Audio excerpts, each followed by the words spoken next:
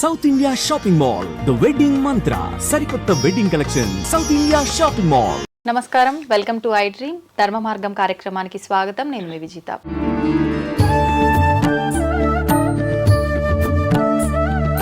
ప్రస్తుతం మనతో పాటు ఉన్నారు ఎంతో మంది గురువులని మనందరికీ పరిచయం చేసిన వాళ్ళు, ప్రముఖ ఆధ్యాత్మికవేత్త మారెళ్ల రవిశాస్త్రి గారు. ఇప్పుడు వారితో మాట్లాడి మరిన్ని విషయాలు తెలుసుకునే ప్రయత్నం చేద్దాం. నమస్కారం అండి. నమస్తే. ఇప్పుడు చాలా మంది వాళ్ళు కోరిన కోరికలు తీరాలని చెప్పి మొక్కుకొని ముడుపులు కడుతుంటారు, మొక్కులు తీర్చుకుంటూ ఉంటారు. ఈ మొక్కులు తీర్చుకోవటం అనేది భక్తిలా చూడొచ్చు అంటారా, లేదంటే ఒక వ్యాపారంలో చూడొచ్చు అంటారా? రెండు ఉన్నాయి. నిజంగా మొక్కుల వెనక చాలా సశాస్త్రీయమైనటువంటి ఒక భక్తి మార్గము, భక్తి సిద్ధాంతము ఉంది. అయితే దాన్ని ఈ రోజుల్లో భయపెట్టి భయంతో కూడిన భక్తిని కలిగిస్తూ వ్యాపారం చేసే చాలా ఆలయాలు, పూజారులు ఉన్నారు నాకు తెలిసి కూడా. అయితే మనం దాంట్లో వెనక ఉన్న సైన్స్ ఏంటి, దాన్ని ఎంతవరకు పాటించాలి, అది ఎంతవరకు పాటిస్తే ఎంతవరకు మేలు. మనకి ఇప్పుడు ఫర్ ఎగ్జాంపుల్ నీకు ఏదో పెద్ద ఆపద రాబోతుంది, నీకు పెద్ద ఆపద, నీ లైఫ్లో ఏదో గండం రాబోతుంది, నీ కర్మానుసారం, నీ ప్రారంధ కర్మానుసారం ఏదో గండం రాబోతుంది అనుకో. నువ్వు పోయి ఎవరినో ఒకరిని ఆ గండం నుంచి బయటకేసావు, ఏదో నువ్వు ఒకటి కింద పడుతుంటే వాడిని పట్టుకొని లేపావు, ఆటోమేటిక్గా నీకు రావాల్సిన గండంలో తీవ్రత తగ్గుతుంది. అంటే నువ్వు ఒక్కడికి అక్కడ ఉన్నావు కాబట్టి. అలాగే నీకేదో ఫైనాన్షియల్గా పెద్ద లాస్ రావాలి, అమ్మ నాకు ఫైనాన్షియల్గా ఏదో నష్టాన్ని వచ్చే సూచనలు ఉన్నాయి, తల్లి నాకు ఈ డబ్బు వస్తే అమ్మవారి గుడికో అయ్యవారి గుడికో నేను ఇంత ముడుపు కడతాను అన్నావు అనుకోండి. వారి లైఫ్లో ఏదో వారి ప్రారంధానుసారం వచ్చేటటువంటి దోషాలకి నువ్వు దేవుడికి దానం చేయాలనుకున్నావు కాబట్టి ఆ దానం చేయటం వల్ల ఇది పుణ్యకర్మ కాబట్టి ఇక్కడే రావాల్సిందే తొందరగా వచ్చేదానికి అవకాశం ఉంది. అంటే మనం కర్మ ప్రక్షాళన కోసం ముడుపులు కొంతమందికి ఉంటుంది, సైకలాజికల్గా భయాందోళనలు ఉంటాయి. ఏ నరసింహస్వామికో ముక్కున్నారనుకోండి, నరసింహస్వామి ఉగ్రస్వరూపం కాబట్టి ఉగ్రమైనటువంటి శక్తి ఎప్పుడైతే శరీరంలోకి వచ్చారో ధైర్యము అనేది ఉంటుంది. ఆ ధైర్యము అనేది ఉన్నప్పుడు ఆటోమేటిక్గా అక్కడ పోయేసి మనం ఆ మొక్కు చెల్లించడం వల్ల చాలా మేలే జరుగుతుంది. అలాగే ఒకటి ఏదైనా నువ్వు నెగిటివ్ కర్మ, నాకు ఇది బాధ కలుగుతుంది, లేకపోతే ఒక రోగం ఉంది, ఇప్పుడు రోగం వచ్చిన వాళ్ళు ఉంటారు, ఏ వెంకటేశ్వర స్వామికి ముడుపు కట్టుకుంటారు, నాకు ఈ జబ్బు వచ్చిన స్వామి హాస్పిటల్కి వెళ్తున్నాను చాలా సులభంగా అయ్యేటట్లు చూడు అంటే అక్కడ 2 లక్షలు అయ్యే బిల్లు కాస్త 50,000కో 40,000కో అయ్యేటట్లుగా మొక్కోవటం వల్ల జరుగుతుంది. మొక్కోవటం వల్ల ఎలా జరుగుతుంది అంటే, ఇప్పుడు అదే సమయానికి చేసేది మాన్యువల్గా మనుషులే. మంచి డాక్టర్ రావచ్చు, మంచి డాక్టర్ సర్జరీ చేయొచ్చు, ఆ సర్జరీ చేసిన రోజు ఆ డాక్టర్కి మంచి మూడ్ ఉండొచ్చు, మంచి ప్రశాంతంగా ఉండొచ్చు. ప్రశాంతంగా ఉన్నప్పుడు ఒక విధానంగా ఉంటుంది, ప్రశాంతంగా లేనప్పుడు మనం చేసే పనిలో తేడాలు ఉంటాయి. ఇప్పుడు మ్యాన్ మేడ్ మిస్టేక్స్ వల్ల ఎంతమందికి ఇబ్బంది జరుగుతుంది. మొన్న ఒకరు చూశాను, నాకు తెలిసిన వాళ్ళు లో బీపీ టాబ్లెట్ రాయిపోయి హై బీపీ టాబ్లెట్ రాశారు. సింపుల్ 3 రోజులకి ఏమో కళ్ళు తిరిగి ఇంకా కూలబడుతుంటే ఏంది అంటే రివర్స్ అయింది అన్నమాట. ఈ టాబ్లెట్ అంటే ఆటోమేటిక్గా తెలిసింది అనమాట. ఆ 2 బీపీయే. ఇప్పుడు లో బీపీకి టాబ్లెట్ అంటే అది పెరగటానికే కదా, హై బీపీ కంటే తగ్గియడానికి. అంటే అది దేనికి ఇచ్చారు నాకు తెలియదు పూర్తిగా. అయితే రివర్స్ అయింది, అంటే వాళ్ళు అనుకున్న దానికి రివర్స్ అయింది. సో తగ్గడానికి బదులు పెరగటమో ఏదో జరిగింది.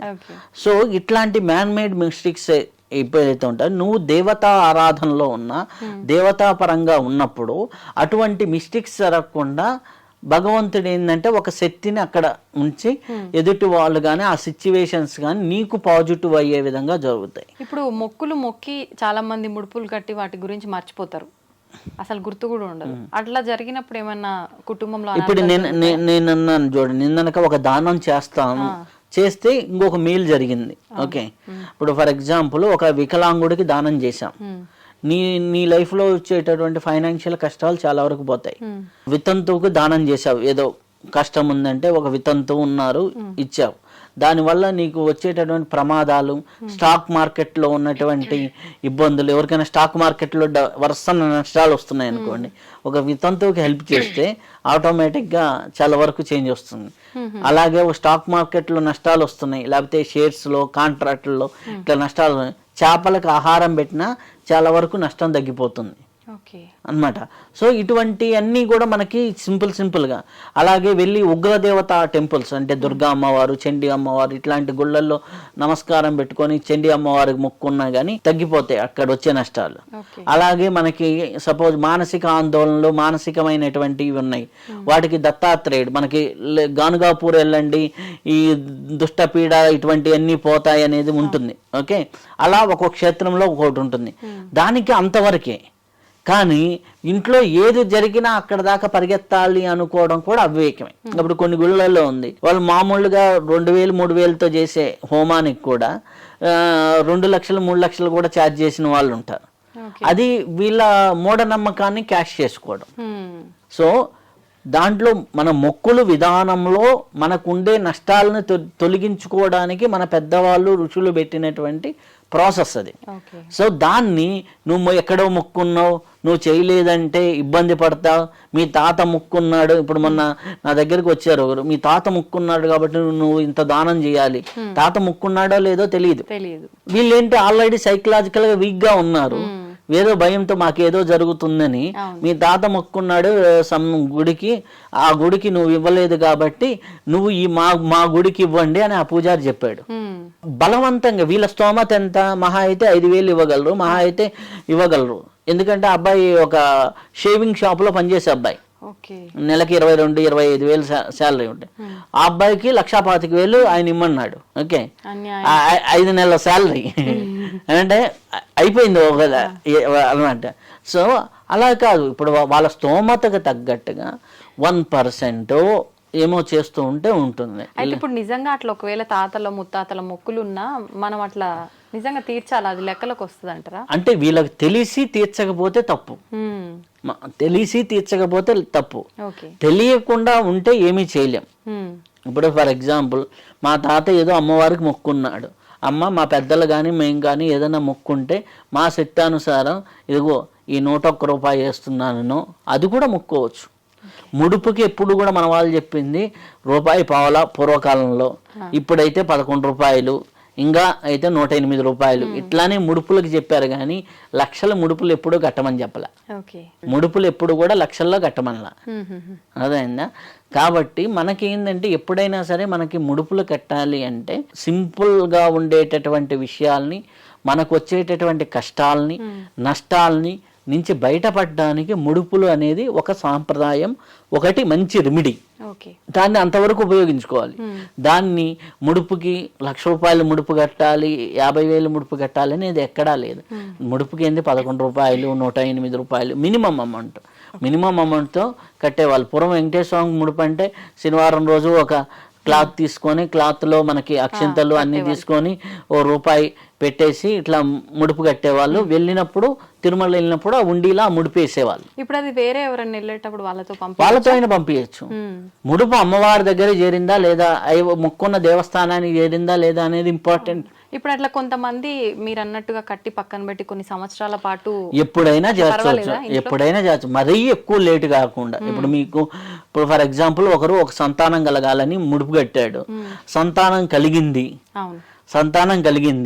సంతానం కలిగినా కానీ ఇంకా తీర్చలేదనుకోండి. మీకు సత్యనారాయణ వ్రత కథలో 3వ కథ అదే కదా, ఆ అమ్మాయి సంతానం కలిగితే వ్రతం చేస్తానని మొక్కున్నారు, సంతానం కలిగింది, నామకరణం రోజు వచ్చి భార్య అడుగుతుంది, నామకరణం రోజు వచ్చి భార్య అడిగితే ఇప్పుడే నామకరణాది ఇత్యాది కార్యక్రమాలు జరిగినాయి కదా, నేను ఇప్పుడు ఖర్చు అయింది, అమ్మాయి వివాహం అప్పుడు అన్నారు. అమ్మాయి వివాహం అప్పుడు కూడా మర్చిపోయారు. మర్చిపోయిన తర్వాత ఎన్నో తర్వాత ఇబ్బందులు వచ్చినాయి. ఇబ్బందులు ఏంటి అంటే సత్యనారాయణ స్వామి వెళ్ళి కష్టాలు పెట్టలా, వాళ్ళ జీవితంలో ఈ ముడుపో ఇది చేస్తానంటం వల్ల కొన్ని కష్టాలు తొలగిపోయి ఉంటాయి తాత్కాలికంగా. ఆ కష్టాలకి నువ్వు అక్కడ రెమెడీ చేయలేదు కాబట్టి ఆటోమేటిక్గా వాళ్ళ కర్మ వాళ్ళకు ఓపెన్ అయిపోతుంది, వాళ్ళ కర్మ వాళ్ళకు ఓపెన్ అవుతుంది.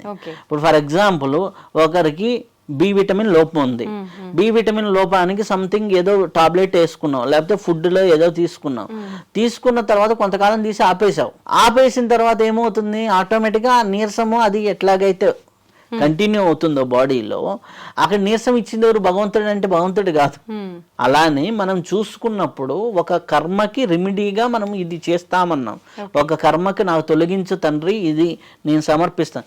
ఎప్పుడైతే సమర్పిస్తా అన్నావు, నువ్వు ఒక దైవ కార్యం చేశావు కాబట్టి నీకు వచ్చే కష్టాన్ని ఒకటి తొలగిస్తాడు భగవంతుడు. ఒక చిక్కుముడిని తీస్తాడు.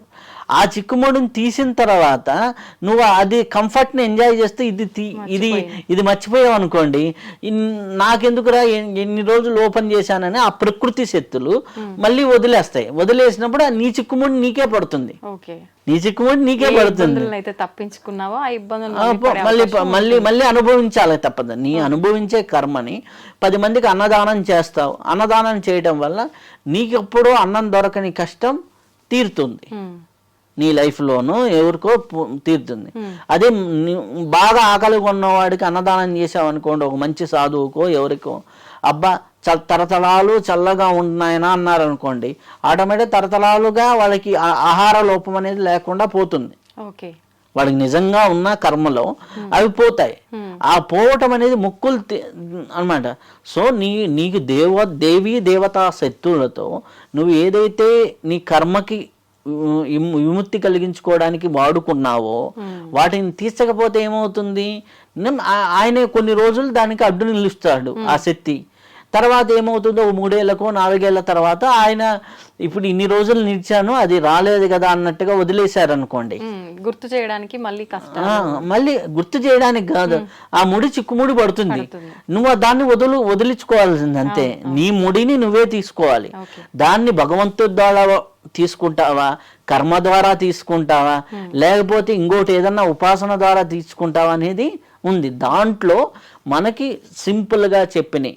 మనకి ఆపద్ధర్మంలో ఇప్పుడు సపోజ్ ఫర్ ఎగ్జాంపుల్ ఎవరో హాస్పిటల్లో ఉన్నారు, నువ్వు కూర్చొని జపం చేయమ్మా మీ ఆయన బతుకుతాడు, నువ్వు కూర్చొని మంత్రం చేయమ్మా మీ ఆయన బతుకుతాడు, లేకపోతే నువ్వు కూర్చొని హోమం చేయమ్మా బతుకుతాడు. అక్కడికి హాస్పిటల్లో ఎమర్జెన్సీ సిచ్యువేషన్లో ఉన్నప్పుడు నువ్వు ఒక ముడుపు కట్టమ్మా దేవుడికి మనస్ఫూర్తిగా 2 నిమిషాలు 5 నిమిషాలు అయిపోయినాయి, మాకు అన్నీ దక్కితే వెంకటేశ్వర స్వామి దగ్గరికి వస్తాను లేకపోతే అమ్మవారి దగ్గరికి వస్తాను అని కట్టడానికి పెద్ద టైం పట్టదు. కాబట్టి అట్లాంటి సిచ్యువేషన్స్లో ముడుపు అనేది ప్రాసెస్, మొక్కు అనేది ప్రాసెస్. అవి తీర్చుకోవడం అనేది ఉండే. ఒక్కోసారి మనము సపోజ్ ఫ్లోలో పెద్ద మొక్కుతుంటాం. ఫర్ ఎగ్జాంపుల్ చాలా మంది చేసే తప్పులు, టక్మని నా దగ్గర ఉన్నాయి, నేను 2 నెలల శాలరీ వేస్తాను 3 నెలల శాలరీ వేస్తాను ఫ్లోలో ఎగ్జైట్మెంట్లో మొక్కేస్తారు. తర్వాత వాళ్ళు తీర్చుకోలేని పరిస్థితులు ఉంటాయి. అప్పుడు ఏంటి, తీర్చుకోలేని పరిస్థితులు వచ్చినప్పుడు అప్పుడు వాళ్ళు ఏంటి, వాళ్ళ శక్తి అనుసారం, అమ్మా నా పరిస్థితి ఇది, నా పరిస్థితి నీకు తెలుసు కాబట్టి నేను ఇది నీకు సమర్పిస్తున్నాను. ఒక అమ్మాయి వచ్చింది, ఆ అమ్మాయి ఏంటి ఫ్లోలో ఏదో వాళ్ళ ఫాదర్కి ఏదో తగ్గితే నేను నిలువు దోపిడీ ఇస్తానంది. ఆ అమ్మాయి ఒంటి మీద అప్పుడు 80 సవర్ల 40 సవర్ల బంగారం ఉంది. ఇచ్చేయాలి. అత్త మామలు అన్ని ప్రాబ్లమ్స్ కదా, వాళ్ళు ఒప్పుకోవాలి. నువ్వు ఎట్లా మొక్కుంటావు అది ఇది ఇది అది అని ఫైటింగ్లు అనమాట. అప్పుడు వస్తే దానికి బదులుగా చిన్న తాలిబొట్లు, చిన్నది 1 గ్రాములో తాలిబొట్లు, ఒక చిన్న నక్లీసు, చిన్న ఇది ఒంటిపైన ఉన్నాయన్ని తక్కువ వెయిట్ లో చేపించి తక్కువ వెయిట్ లో చేయించి వేయటము, లేకపోతే 1-2 గ్రాముల బంగారం డైరెక్ట్ గా తీసుకెళ్లి నా శక్తి ఇది, నా పరిస్థితి నీకు తెలుసు స్వామి, నన్ను క్షమించు, అవివేకంతో మొక్కున్న మొక్కు కాబట్టి నా శక్తి అనుసారం ఇది సమర్పిస్తున్నా. ఎందుకంటే మనం ఇప్పుడు మన తల్లిదండ్రుల దగ్గర కానీ మనం ఎవరి దగ్గర అయినా ఒక తప్పు చేశామనుకోండి, నేను అవివేకంతో చేశాను ఇదిగో నా శక్తి ఇది అని చెప్పామనుకోండి, మన ఆఫీస్లో బాస్ దగ్గర అయినా ఎవరి దగ్గర అయినా ఓ సారీ చెప్పేస్తే ఏమవుతుంది ఉంటుంది. అది వాళ్ళు ఒప్పుకోలేదని అసలుకి నువ్వు తీర్చకపోతే నీ ప్రయత్నం చేయాలి కదా. అప్పుడు ఏమవుతుంది, నీ ప్రయత్నం తాలూకు కర్మ నీది అయిపోయింది, వాళ్ళు అడ్డుకున్న తాలూకు కర్మ వాళ్ళని ఎత్తున పడుతుంది తర్వాత. అర్థమైందా? అది వాళ్ళ మీద పడుతుంది. నువ్వు నీ కర్మని నీ ముడిని నువ్వు తీర్చుకోవాలి కదా. సంతోషం అండి, చాలా చక్కగా వివరించారు. ధన్యవాదాలు.